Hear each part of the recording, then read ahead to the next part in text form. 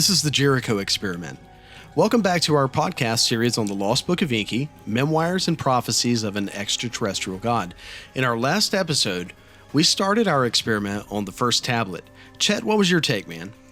Well, we learned about a great calamity on Earth, and we learned that this calamity was opposed by Enki, but it was really approved by his brother Enlil. So what was this calamity about? So we learned that it was like a nuclear bomb. They referred to it as an evil wind. It was destroying everything, but it didn't go as planned. The evil wind was intended to destroy the human race, but it ended up killing the Anunnaki as well. So why was this event specifically written about? Because these were the words of Enki. He wanted his own words written and stored for a future generation to discover. It's basically written to tell the true events, how Enki himself, disapproved of using the weapons of terror, and how the deluge was fate, but the calamity was not. Okay. And we also learned about the prior times. We learned about planet Nibiru and how there was this great war between the North and South, and how a king was named On, and he took a wife named Antu. And we learned about the law of succession and the law of the seed, and how this was important in determining the next in line to become king. Okay, cool. All right, let's continue to the first tablet. Now, this is the account of the reign of Anshar and the kings who followed. When the law was changed, the other princes were contending. Words there were, rebellion there was not. And his spouse Anshar, a half-sister, chose. He made her first wife. By the name Kishar she was called. Thus was by this law the dynasty continued. In the reign of Anshar, the fields diminished their yields. Fruits and grains lost abundance. From circuit to circuit, nearing the sun heat grew stronger. In the faraway abode, coolness was more biting. In Agade, the throned city, the king chose of great understanding assembled. Learned savants, those of great knowledge, to inquire were commanded. The land and the soil they examined. The lakes and streams they put to test. It has happened before. Some gave an answer. Nibiru in the past, colder or warmer, has grown. A destiny it is, in the circuit of Nibiru embedded.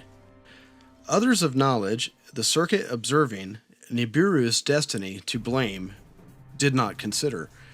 In the atmosphere a breaching has occurred. That was their finding. Volcanoes, the atmosphere's forebears, less belching, were spitting up. Nibiru's air has thinner been made. The protective shield has been diminished. In the reign of Anshar and Kishar, pestilence of field made appearance. Toil could them not overcome. Their son, Anshar, then the throne ascended. Of the dynasty, the sixth he was.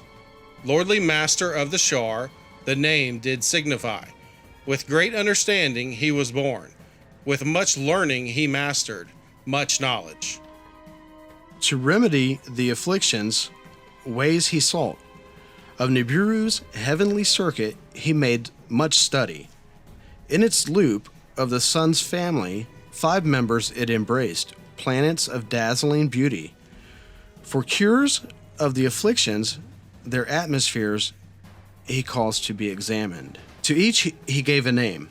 Ancestral forefathers he honored. As heavenly couples, he them considered. On and Onto, the twin-like planets, he called the first 2 that he encountered. Those 2, the twin-like, that would be Neptune and Uranus, wouldn't you think? I think so. Okay. Beyond in Nibiru's circuit was Anshar and Kishar. In their sizes, the largest. That would definitely be Jupiter and Saturn for sure. As a messenger, Gaga among the others coursed, sometimes first Nibiru to meet. 5 in all were Nibiru's heavenly greeters, as the sun it circled. Beyond, like a boundary, the hammered bracelet, the sun encircled. So what do you think about the hammered bracelet?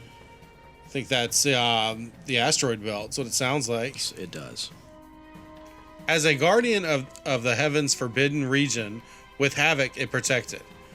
Other children of the sun, 4 in number, from intrusion the bracelet shielded.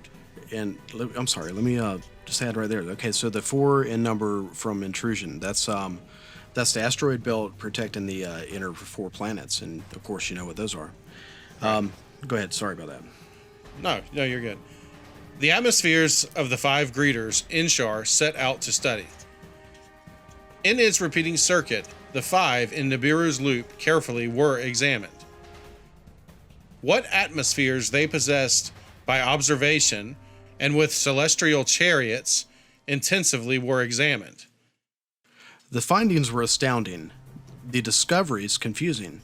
So, right now they're talking about the trying to determine which planet they're gonna go to. And they are, and they're measuring the orbits, right, and how long the days and all that is. It's pretty impressive. And like it says here, the findings were astounding. Right. And the discoveries are confusing. I'm sure they were. From circuit to circuit, Nibiru's atmosphere, more breaching, suffered. In the councils of the learned, cures were avidly debated. Ways to bandage the wounds were urgently considered. A new shield to embrace the planet was attempted. All that was thrust up, back to the ground came. So everything that they put into the volcano and tried to shoot into the atmosphere, it just fell right back down. It was pointless. Right. In the councils of the learned, the belching volcanoes were studied. The atmosphere by belching volcanoes have been created. Its wound by their diminished belching had come to be. Let with invention new belching be encouraged. Let volcanoes spew again, one savants group was saying. How the feat to achieve, with what tools more belching to attain, none the king could inform.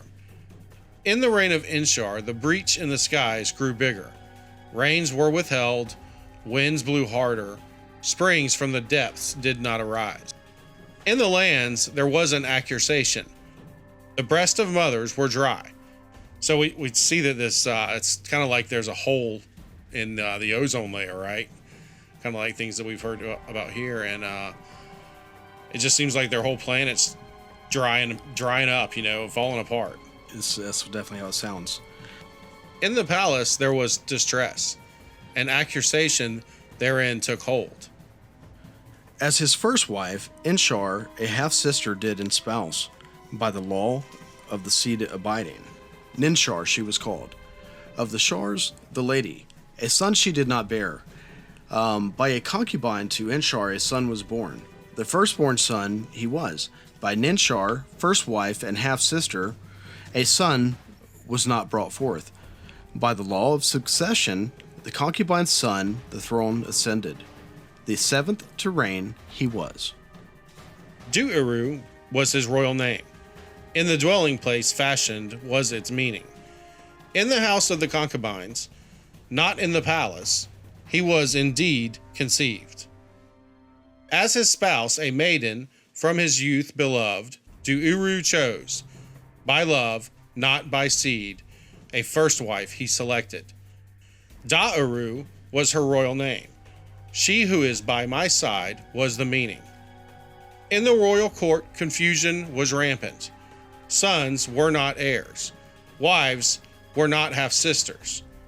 In the land, suffering was increasing. The fields forgot their abundance.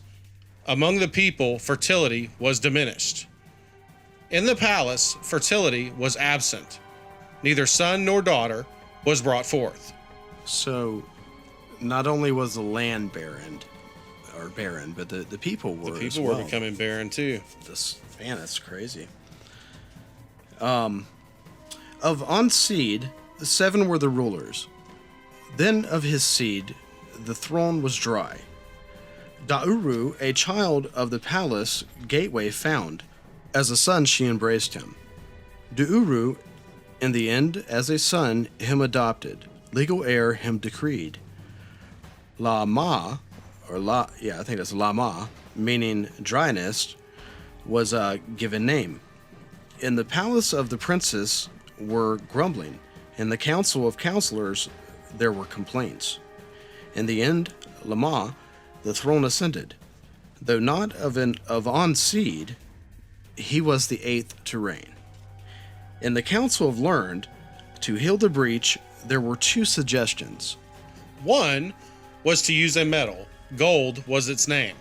On Nibiru, it was greatly rare. Within the hammered bracelet, it was abundant. It was the only substance that to the finest powder could be ground. Lofted high to heaven, suspended, it could remain. So remember when you were talking about them not being able to, they were throwing, things into the sky and it just kept coming right back down. Right. They already know, I guess, that gold is going to work. Right. It will suspend in the atmosphere. Yeah. It's it's really interesting. We have actually done this here on Earth. Same kind of technology. Yeah. Thus, with replenishments, the breach it would heal. Protection make better. It's just like you said. Mm-hmm. Let celestial boats be built. Let a celestial fleet the gold to Nibiru bring over. Let weapons of terror be created, was the other suggestion. Weapons that the ground shake loose, the mountains split asunder. Sounds pretty terrifying. That does. Yeah. So with missiles, the volcanoes to attack, their dormancy to bestir, their belching to increase. So they're about to cause some real havoc here. Yeah. I wouldn't want to be on that planet when they're trying this out. The atmosphere to replenish, the breach to make disappear. So I can clearly see what they're trying to do here. So for a decision, Lama was too feeble. What choice to make, he knew not. One circuit Nibiru completed. 2 shars Nibiru to count continued. In the fields, affliction was not diminished. By volcanic belching, the atmosphere was not repaired. A 3rd shar passed. A 4th was counted. Gold was not obtained. What do you think they're talking about when they say shar? That would be, in my opinion, that would be like a year on Nibiru. A year on Nibiru. Yeah, I think that's their word for year. Yeah. And I'm sure it's much longer than ours. Probably so. It's just a indicator of time. Of time, it is. Yeah. It's a calculator. That's right. In the land, strife was abundant. Food and water were not abundant. In the land, annuity was gone. Accusations were abundant. In the royal court, savants were coming and going. Counselors were rushing in and rushing out. The king, to their words, paid no attention. Counsel from his spouse he only sought. La'ama was her name. If destiny it be, let us beseech the great creator of all. To the king she said, beseeching, not actings, provide the only hope. In the royal court, the princes were astir. At the king, accusations were directed, foolishly unreasoning. Greater calamities instead of cure, he brought forth. From the olden storehouses, weapons were retrieved. Of rebellion, there was much speaking. A prince in the royal palace was the first to take up arms. By words of promise, the other princes he agitated. Alalu was his name, and now enters a very interesting character. Yeah. Let Lama be the king no more, he shouted. Let decision supplant hesitation. Come, let us unnerve the king in his dwelling. Let him the throne abandon. The princes to his words gave heed. The gate of the palace they rushed. To the throne room, its entrance restricted. Like onrushing waters they went. Mutiny. Absolutely. To the tower of the palace the king escaped. Alalu was him pursuing. In the tower there was a struggle. Lama fell down to his death. Lama is no more, Alalu shouted. The king is no more, with glee he announced. To the throne room Alalu rushed. On the throne he himself seated. Without right or counsel, a king himself pronounced, Kingslayer. Yeah. In the land, unity was lost. Some by death of Lama rejoiced, and others by Alalu's deed they were saddened. Now, this is the account of the kingship of Alalu and of the going to Earth. Cool. Yeah. So we have a new king, huh? Yeah.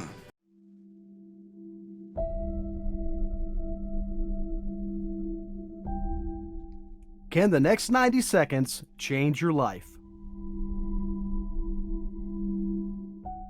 I'm going to show you a 3-step method used by millionaires, Fortune 500 executives, and everyday people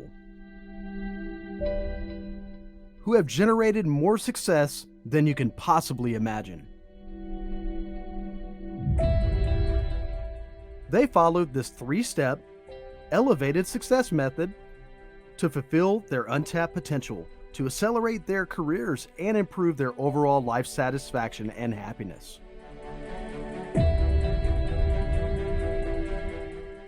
And manifest the life beyond their wildest dreams.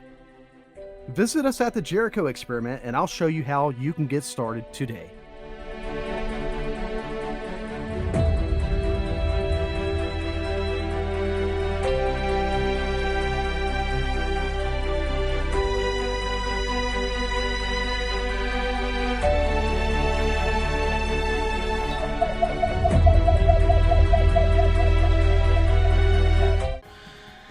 All right, so in the land, unity was lost about the kingship.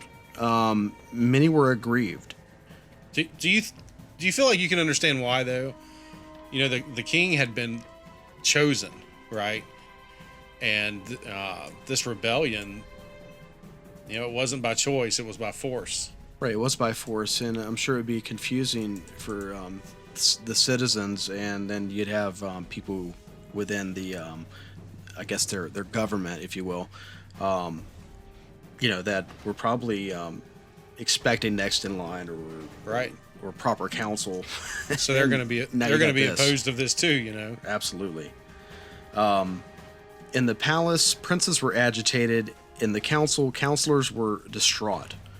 From father to son, succession from on the throne continued. Even Lama, the 8th, by adoption, a son was proclaimed. Who was Alalu? Was he, a legal heir? Was he firstborn? By what right did he usurp? Was he not a kingslayer? I mean, that certainly seems like a kingslayer to me. That's what we're saying, yeah. Before the 7 who judge Alalu was summoned, his fate to consider. Before the 7 who judge, Alalu spread his pleas. Though neither legal heir nor a son firstborn, of royal seed indeed he was. Of Anshargal am I descended. Before the judges he claimed. By a concubine, my ancestor was to him born. Alam was his name. By the count of Shars, Alam was the firstborn. The throne to him belonged. By conniving, the queen his rights put aside. A law of the seed from naught she created. For her son the kingship obtained. Alam of kingship she deprived. To her son instead it was granted. By descent of Alam's generations am I continued. The seed of Anshargal is within me. The 7 who judge to Alalu's words gave heed. To the council of counselors they passed the matter, truth or falsehood, to ascertain. The royal annals from the house of records were brought forth. With much care they were read. On and onto the first royal couple were 3 sons and no daughters to them were born. The firstborn was Enki, He died on the throne. He had no offspring. The middle son, in his stead, the throne ascended. Anib was his name, and Shargal was his firstborn. The throne he ascended. After him on the throne, kingship by the firstborn did not continue. The law of succession by the law of the seed was supplanted. A concubine's son was the firstborn. By the law of the seed of kingship, he was deprived. The kingship instead to Kishargal's son was granted. Her being a half-sister of the king was the reason. This is quite difficult to read, in case you guys were wondering. Of the concubine's son, the firstborn, the annals made no record. Of him I am descended. Alalu to the counselors cried out. By the law of succession, to him kingship belonged. By the law of succession, to kingship am I now entitled. With hesitation, the counselors of Alalu an oath of truth demanded. Alalu swore the oath of life or death. As king, the council him considered. They summoned the elders. They summoned the princes. Before them, the decision was pronounced. From among the princes, a young prince stepped forward. About the kingship, words he wished to say. Succession must be reconsidered. To the assembly he said, though neither firstborn nor by the queen a son, of pure seed am I descended. The essence of An in me is preserved, by no concubine deluded. The counselors heard the words with amazement. The young prince, to step closer, they summoned. They asked for his name. It is Anu. After my forefather I am named. So here's Anu. They inquired about his generations. Of An's 3 sons, he them reminded. Enki was the firstborn without son or daughter. He died. Anib was the middle son instead of Enki, the throne he ascended. Anib, the daughter of his younger brother, took to be wife. From them onward, the succession is in the annals recorded. Who was the younger brother? A son of An, and An too, one of purest seed. The counselors, with wonderment, looked at each other. It is pretty confusing. Yes, it's tough. Nibiru was his name. Anu to them announced. He was my great ancestor. His spouse, Nibiru, was a half-sister. Her son was firstborn. Inama was his name. His wife was a half-sister. By laws of seed and succession, a son she bore him. Of pure descent, the generations continued. By law and by seed, perfect. Anu, after our forefather An, did my parents name me. From the throneship, we were removed. From An's pure seed, we were not removed. Let Anu be king, many counselors shouted. Let Alalu be removed. Others caution did counsel. Let strife be prevented. Let unity prevail. He called in Alalu, the discovered findings to be told. To the prince Anu, Alalu his arm in embrace offered. To Anu he thus said, though by different offsprings of one ancestor we are both descended, let us live in peace. Together, Nibiru to abundance return. Let me keep the throne.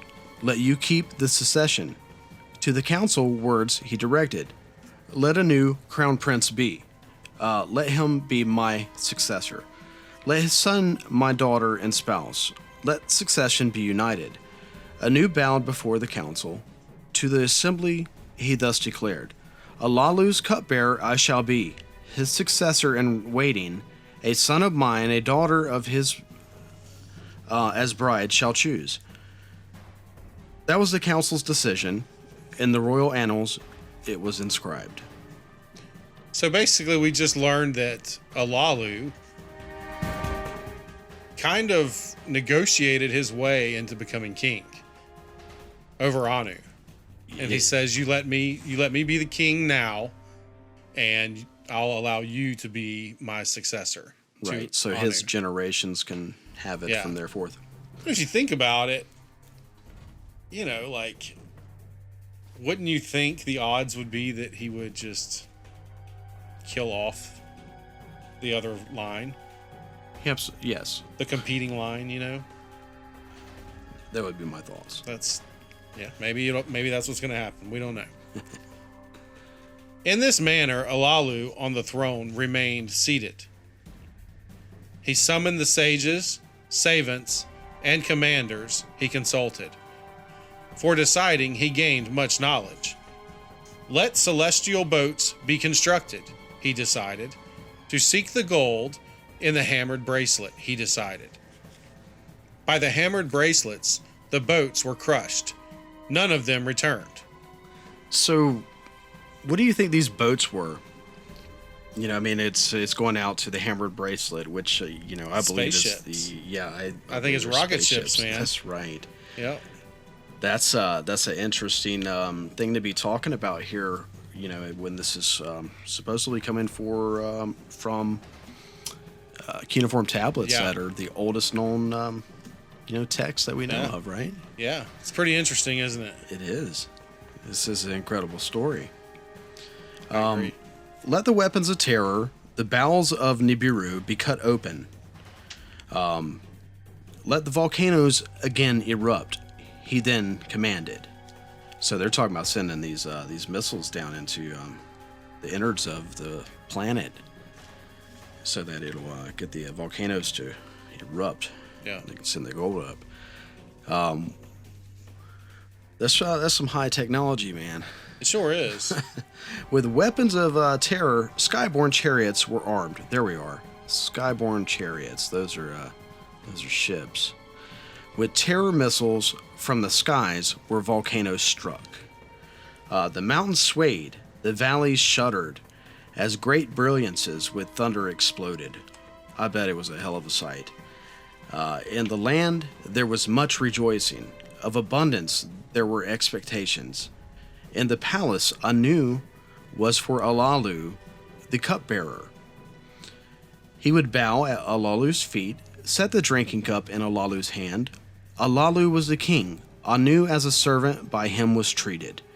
In the land rejoicing, receded, rains were withheld, wind blew harder. The belching by volcanoes did not increase. The breach in the atmosphere did not heal. So poor Anu, huh? It's not working. Yeah, and he's in a... I think he's going to realize that he made a bad decision. I would, yeah. I think so. In the heavens, Nibiru, its circuits kept coursing. From circuit to circuit, heat and cold grew harder to suffer. The people of Nibiru ceased to revere their king. Instead of relief, misery he caused. Alalu on the throne remained seated. The strong and wise Anu, foremost among the princes, was standing before him. He would bow to Alalu's feet, set the drinking cup in Alalu's hand. For 9 counted periods, Alalu was king on Nibiru. In the 9th Shar, Anu gave battle to Alalu. So there you go. Mm-hmm. Yeah, he's had enough. He had enough. And you know what? He did it for a long time. He did. I'm surprised. I'm surprised he even agreed to it, but 9 years. So, 9 years is a long time, and now here we are. Well, 9 years on Nibiru. Nibiru. Yeah, 9 years Nibiru is, and we're going to find out that's not the same as a year here. It's a much longer period. But we'll get into that in a little bit. To hand-to-hand combat with bodies naked, Alalu he challenged. Why do you think with the bodies naked? What's that about? I don't know. I think I'd rather my opponent be clothed. Yeah, I would want to be armored up. Absolutely. Let the winner be king, Anu said. They grappled with each other in the public square. Doorposts trembled and walls shook. Remember, they're really big. Alalu bent his knee to the ground. He fell on his chest. Alalu in combat was defeated. By acclaim, Anu was hailed as king. Anu to the palace was escorted. Alalu to the palace did not return. From the crowds, he stealthily escaped. Of dying like Lama, he was fearful. I'm sure he was. Unbeknownst to others, to the place of the celestial chariots, he hurriedly went. Into a missile-throwing chariot, Alalu climbed. Its hatch behind him he closed. I tell you, it's rough being the king, I guess. Yeah, and he's It seems like they keep there's a little bit of animosity that just doesn't seem to go away. Perhaps it's Anunnaki nature. Maybe.